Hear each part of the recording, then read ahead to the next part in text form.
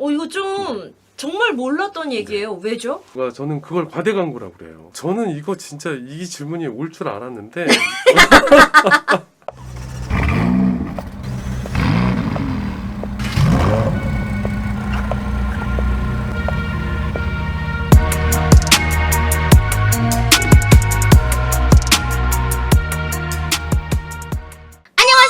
이하나입니다. 차와 사람이 있는 이야기 카터뷰의 이하나입니다. 이분이 오늘 주제를 뭘로 가지고 오셨냐면 좀 주제가 되게 무서워요. 약간 그것이 알고 싶다 느낌이야. 나 되게 가벼운 카터뷰 인터뷰를 생각했는데 장기 렌트, 숨겨진 진실 이걸 알고도 렌트하는 지금 되게 무섭습니다. 자, 누구세요? 저는 수원에 위치한 그 리스랑 렌트랑이라는 상호로요. 그 신차 이제 에이전시 업체를 운영하고 있는 랑랑이라는 닉네임. 리스랑 네. 렌트랑 해서 네. 랑랑이에요. 네, 어머, 그렇게. 잔망스럽네요.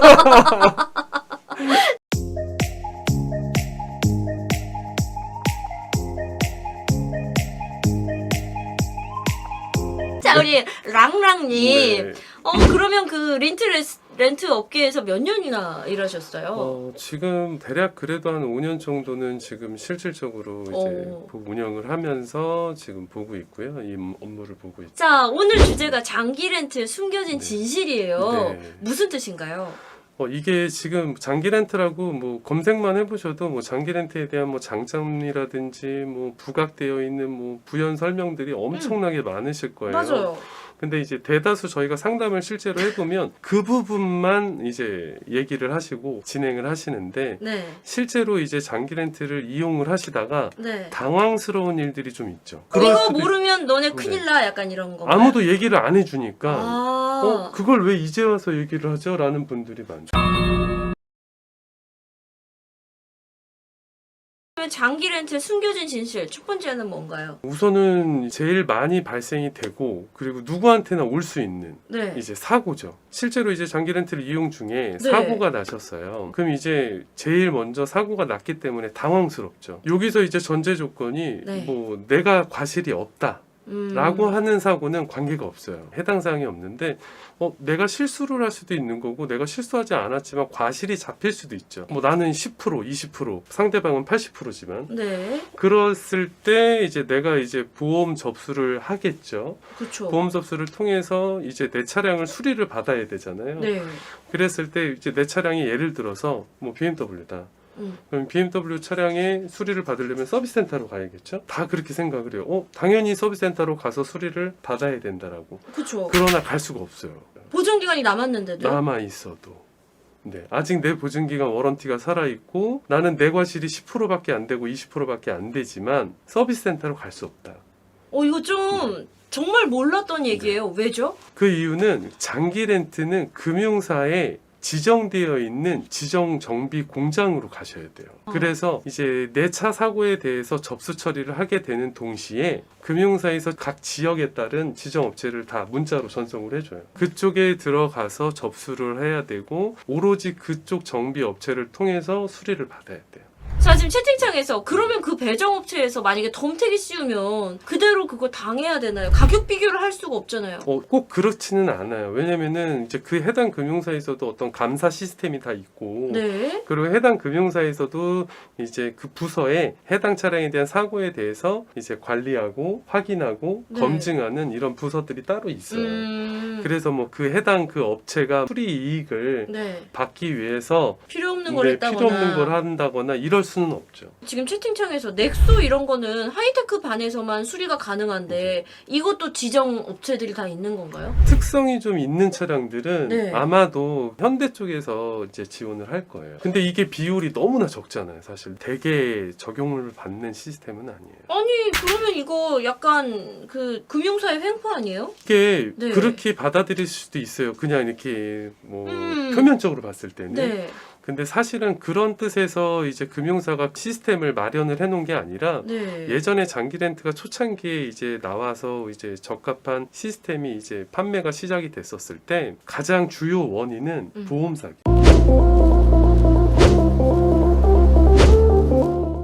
이제 이런 부분으로 인해서 보험 사기가 실제로 발생이 됐었어요. 해당 차량에 대해서 실제로 사고를 이제 유발시킨 거죠. 그리고 해당 차량을 수리를 받아야 되는데 이거를 현금으로 받을 수가 있어요. 보험사에다가 미수선 이런 미수선 식으로? 처리해서 현금으로 받는 시스템. 제도적으로 이거를 막을 수 있는 원천적인 방법이 없는 거예요. 그럼 아예 렌트카는 미수선이 안 되는 건가요?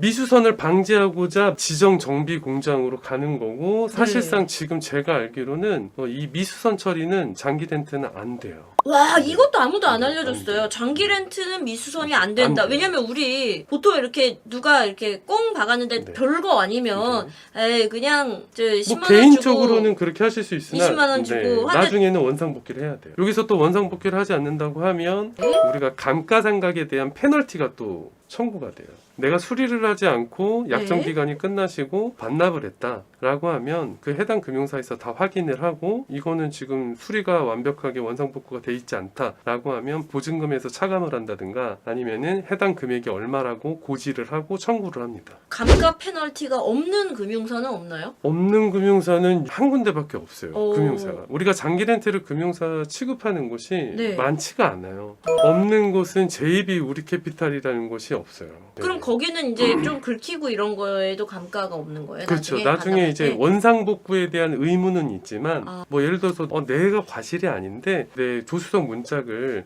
이제 부딪혀서 네. 어쩔 수 없이 그걸 교환을 했어요. 예. 그럼 이게 교환이 됐기 때문에 나중에 감가상각이 되는 어떤 그쵸. 하나의 요인이죠. 근데 이 부분에 대해서 페널티를 청구하진 않아요. 지금 되게 좀 놀라. 그래요? 네, 생각보다 좀 네. 충격적인 정보인데. 네. 또 하나가 있다라고 하면 네. 정비에 관해서 저는 조금 더 한 번 더 설명을 좀 드리고 싶은데 네. 이제 처음에 상담을 시작하게 되면 장기 렌트는 정비가 다 포함되어 있는 거죠? 라고 물어봐요. 포함되어 있다고 선전을 많이 하잖아요. 저는 그걸 과대 광고라고 고객님들한테도 이 부분은 실제로 뭐 어떤 매체라든지 이런 부분을 통해서 보고 들으신 게 맞긴 한데 네. 실제로는 정비 상품도 다 마련이 되어 있다. 금융사별로. 그러나 이 부분이 무상이 아니다라는 거죠. 실제로 고객님이 납부하시는 장기 렌트 비용에 네. 추가가 되는 겁니다. 우리는 그냥 렌트를 하면 정비는 공짜로 그렇죠. 알고 있는데 그게 아니라 아니다라는 거죠. 렌트비 플러스 정비비가 우리가 알고 있는 네. 렌트비인 거예요. 물론 그 정비를 선택하면 편리함이 제공이 되죠. 그쵸. 네, 주기적으로 와서 차량을 관리해주고 타이어를 교환 시점이 되면 무상으로 타이어도 교환을 해주고 네. 엔진오일 교환 시체가 되면은 또 교환을 또 해주죠. 이런 세세한 부분들까지 마련이 잘 되어 있는 건 사실인데 이게 무상은 아니다. 그러면 이제 나중에 이분들은 네. 난 이거 무상으로 알고 있는데 이게 무슨 소리냐. 근데 또 이거를 좀 악용해서 네. 잘못된 방향으로 이득을 취하는 부분들이 너무나 많아서 일단 음. 저는 저희 직원들한테 정비에 대해서 만약에 어떤 상담이 시작이 되면 네. 반드시 고지는 해줘라. 네. 이게 렌트료에 네. 포함되는 겁니다. 그렇죠. 라고. 네, 무상이 아니고 유상 네. 서비스고 선택에 따라서 가능은 하지만 이건 절대 무상이 아니다. 네. 근데 만약에 저처럼 아는 정비소가 있고 네. 싸게 본인이 할 능력이 있으면 굳이 이 서비스를 추가하지 할 필요가 않는 방법도 없죠. 있는데 네. 선택지를 알려줘야 되는데 안 알려준다는 네, 거군요. 예를 들어서 법인이 저희는 이 차량이 한 사람이 탈 게 아니라 여러 사람이 돌려서 탈 거기 때문에 업무적으로 정비가 필요합니다. 이런 분들한테는 맞아 떨어지는 상품이죠. 근데 개인 분들, 뭐 나 혼자 타실 차량, 네. 뭐 혹은 뭐 내가 차에 대해서 좀 잘 알고 있는 분들 이런 분들한테는 이 렌트에 대한 정비가 절대적으로 필요하진 않다. 저라면 정비 포함 안 시킬 것 같다는 생각이. 저도 추천드리진 않아요. 네. 정말 솔직한 얘기를 하시네요. 자, 그리고 또 있을까요? 알아야 되는 것들? 렌트가 지금 가장 많이 광고성으로 나가는 게 뭐 초기 비용이 발생이 되지 않는다. 네. 그리고 렌트랑 리스랑은 어떤 구분이 명확하기 때문에 내 앞으로 신용을 발생시키지 않는다. 신용을 발생시키지 않는다는 게 내 앞으로 기대출을 만들지 않는다는 거거든요. 네.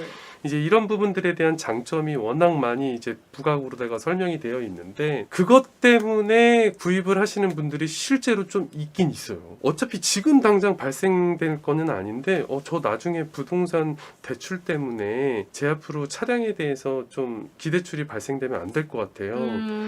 이런 분들이 좀 계시거든요. 어. 그런 이유 때문에 장기 렌트를 사시게 되면 나중에 이제 이 차량을 정리하는 데 있어서 골치 아플 수가 있죠. 왜요? 실제로 약정 기간을 우리가 최대 5년까지 설정을 하실 수가 있는데 네. 제가 경험 삼아 봤을 때는 이 5년을 다 못 채우시는 분들이 실제로 너무나 많아요. 맞아. 네, 너무나 한 차 많아요. 5년 타기 힘들어요. 네, 맞아요. 여러분. 교환 주기 사이클이 핸드폰만큼 빨라지고 있어요. 자동차도. 정말로 다 채우시는 분들도 있죠. 이렇게 명확하게 어떤 계획이 딱 짜여 있으신 분들. 뭐 10년 뒤에 내 집 마련 네. 막 이런 분들. 무조건 장기 렌트가 필요한 타입이야.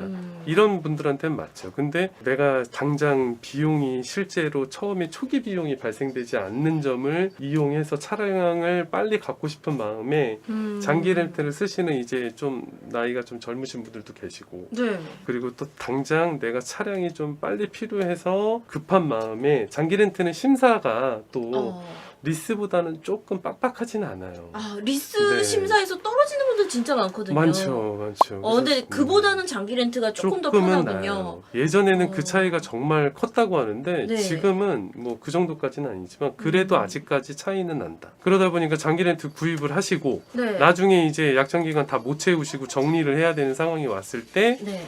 이때는 이제 정말 저희 업계에서는 속된 말로 그 오바이트라고 하는데 네. 토해내는 네, 거죠. 토해내야 되는 비용이 어. 너무나 크죠. 그러면은 이 선택지가 베스트 1순위는 아니기 때문에 네. 이 중간에 있는 그 담당자들이 네. 이 역할들을 좀 잘 해줘야 돼요. 제일 좋은 방법은 주변 분들한테 이제 차량을 승계시킬 수 있는 방법을 찾아주는 게 제일 좋은 거고요. 잠깐만요. 네. 리스 승계는 좀 들어봤는데 네. 렌트 승계도 있어요? 렌트 승계도 가능합니다. 오. 네. 각 금융사별로 다 승계부서라는 게 존재하기 때문에 승계부서에서 승계 심사를 보고 네. 이제 이상만 없다면 네. 이제 승계가 그대로 넘어갑니다. 이용 조건 그대로. 그러면 좀 부담이 덜하네요. 그렇죠. 훨씬 그 대신에 그 승계 받을 사람을 좀 잘 알려주는 딜러를 만나야겠네요. 담당자를. 지금 리스랑 렌트랑 5년 됐다 그랬죠. 네, 네. 그러면은 고객 관리 계속 하고 있습니까? 네, 저는 다 차질 없이 다 해드리고 있어요. 이거는 정말 뭐 제가 뭐 어떤 멘트가 아니라 네. 저희 회사 모토가 정말 정성껏 하자예요. 정성껏 하면 그게 이제 감동으로 발전이 될 거고 그리고 정성껏 하면 우리가 차량이 인도까지 발생되는 게 네. 그냥 뭐 오늘 뭐 계약했으니까 다음날 차량 인도해 드리는 게 아니거든요. 이 과정에서 정성이 들어가면 중간에 이제 문제가 발생될 일이 없어요. 뭐요? 신차 검수도 회사 측에서도 1차 검수를 하지만 최소한 내가 차량이 도착해 있는 곳에 가서 외관이라도 좀 보고 하체라도 한 번이라도 좀 보고 뭐 유리에 뭐 기스가 난 게 없는지 찍힘이 없는 요런 정도까지는 해줘야 되는 게 의무죠. 우리가 왜 장기 렌트는 반납이 많으냐면 네. 내가 차량을 나중에 인수를 했다가 네. 언젠가는 그 차량을 팔 거잖아요. 정리를 해야 돼요. 그랬을 때 장기 렌트라는 용도 이력이라는 이유 때문에 아. 차량가가 워낙 많이 떨어져요. 용도 이력이 없는 차를 보통 중고차를 살 때 선호하고요. 그렇죠. 이게 렌트 이력이 네, 있으면 네. 돌려 타는 진짜 렌트인지 그렇죠. 1인한테 장기 렌트 됐는지를 네. 확인해서 사실 1인한테 장기 렌트 된 거는 그런 차는 그냥 사거든요. 그렇죠. 그런 차는 어. 괜찮다고 봐요. 그 차량에 대한 어떤 차량 히스토리가 좀 괜찮다면 공신력 있는 서류적인 거에서는 네. 1인 장기인지 법인 장기인지 이건 알 수 없어요. 몰라요? 이건 알 수 없어요. 자, 그럼 이제 여쭤볼게요. 본인은 얼마나 믿을 만한 견적을 뽑아주는 사람입니까? 와, 저는 이거 진짜 이 질문이 올 줄 알았는데 소신 있게 말한다면 네. 정말로 저는 소신 있게 그냥 남깁니다. 자, 그럼 소신껏 남긴다라는 건 무슨 뜻인가요? 그거 맞아요. 그거 되게 좋은 질문인데 네. 어차피 그 차량을 구입하실 단계에서는 저희한테만 비교 견적을 하지 않아요. 저는 그냥 말씀드려요. 다른 데도 비교해 보시라고. 비교해 보시고 합리적인 곳에서 구입을 하시는 게 저는 낫지 않을까. 근데 그거 알아요? 특히 좀 비싼 차들을 리스렌트 많이 하잖아요. 돈이 많은 사람들은요, 뭐가 없게요? 시간이 없어요. 네, 그래서 맞아요. 그거 본인이 찾아다니면서 발품 팔아서 그거 비교 견적 할 바에는 네. 그냥 100만 원 정도 눈탱이 맞더라도 그냥 확실한 데서 사는 게 사실 정말 나는 시간이 없어서 믿을 만한데 한 군데 딱 가야 돼 할 때 리스랑 렌트랑을 추천한다면 어떤 장점이 있나요?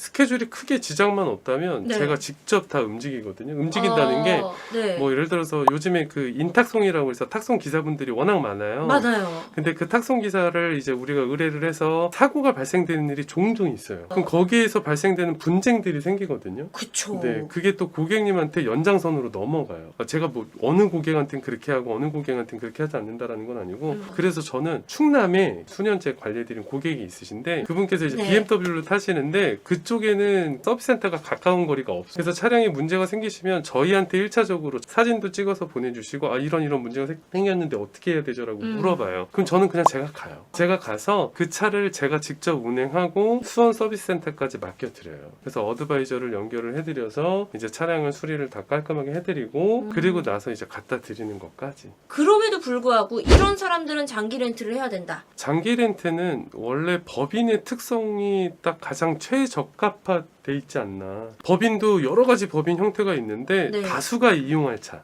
아. 다수의 사람들이 뭐 이분도 타시고 저분도 타시고 같이 돌려서 타시는 이런 개념들의 법인들이 실제로 존재해요. 이런 법인에 최적화되어 있는 거지 일반 개인분들한테 맞아 떨어지는 경우는 보험료가 어마어마하게 많이 납부하시는 분들, 나이가 엄청 어리셔서 보험 혜택이 너무나 크신 분들, 사고가 워낙 많아서 보험료가 높으신 분들, 그리고 사고의 위험성이 다분히 높으신 분. 장기 렌트는 사고가 나시더라도 네. 2번이 나든 3번이 나든 4번이 나든 장기 렌트료가 변동이 없어요. 아, 그건 네. 좋다. 네, 변동이 없기 때문에 네. 몇몇 분들한테 맞는 거지.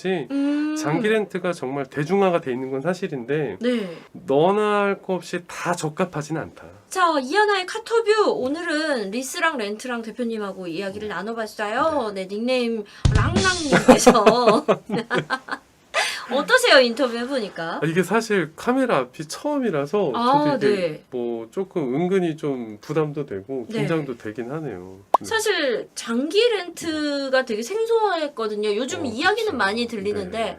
정확하게 몰랐는데 약간 허점들을 정말 안 들어본 이야기들을 해주셔서 네. 좀 충격도 받았고 저는 좋았어요. 저는 뭐 장기 렌트 리스 뭐 이런 부분들에서 신중하게 고민을 했으면 좋겠다라는 부분을 하나 뽑자면 네. 약정 기간. 약정 기간은 한 네. 번 더 생각하시고 또 한 번 더 생각하시고 어. 그래도 한 번 더 생각하시고 네. 고민을 하시는 게 제일 좋을 것 같다. 약정 기간 때문에 발목 잡히시는 분들이 너무나 많아요. 장기 렌트를 구입하시는 분들은 어떤 편리성에 대한 목적이에요. 정말 사업에 이용하는 그렇죠. 목적으로 해야 네. 되는 게 장기 그렇죠. 렌트다. 그- 자, 차와 사람에 대한 이야기 함께 들어봅니다. 이하나의 카터뷰. 지금까지 우리 랑랑님과 함께 아무도 알려주지 않는 장기 렌트의 허점에 대해서 알아봤습니다. 자, 우리 구독자님들께도 끝인사 해주시죠. 우선은 언제든지 좀 상담이 좀 필요하시거나 하시면은 네. 저희 직원분들이 뭐 저를 비롯해서 상세하게 이제 설명을 좀 해드릴 거고 네. 이제 필요한 이제 부분에 대해서도 좀 더 조언을 좀 해드릴 수 있을 거예요. 네. 그래서 저는 뭐 저희 것만 이용해달라는 말씀은 못 드리겠고요. 네. 그래도 한 번쯤은 저희 쪽에서도 한번 비교 견적을 받아보시는 게 되게 착하다. 어떨까? 보통은 여러분 무조건 저희한테 연락주세요 이러는데 어머. 자, 그래서 어디로 연락하면? 리스랑 렌트랑이라고 네이버 검색을 해보시면 초록창에 네, 리스랑 그렇죠. 렌트랑 랑랑. 네. 그래서 검색을 해보시면 네. 이제 저희 홈페이지가 마련이 되어 있으시고요. 그리고 이제 혹시라도 견적서 남기실 때 이하나 TV를 통해서 이제 남겨주셨다라고 멘트를 좀 오. 잡아주시면 네. 그래도 조금이라도 더 특별한 혜택을 약간 1%라도 깎아주고 이런 거 그럼요. 있어요? 그럼요. 아, 조금이라도 진짜? 더 신경 조금이라도 써서. 더? 네. 막 썬팅도 한 등급 높은 거 해주고. 그럼요. 막. 오. 예, 제가 커미션 받아가는 거 없으니까 여러분 제 이름 파시고 네. 상담 많이 받아보시면 좋을 네. 것 같고. 저는 사실 네. 저희 회사가 언제든지 열려 있어서 네. 상담이 필요하시면은 방문도 괜찮아요. 상담 받으시고 네. 결정하시면은 괜찮을 것 같아요. 자, 이렇게 해서 리스랑 렌트랑 랑랑님과 함께 장기 렌트에 대해서 알아봤습니다. 고맙습니다. 네, 감사합니다. 안녕. 네.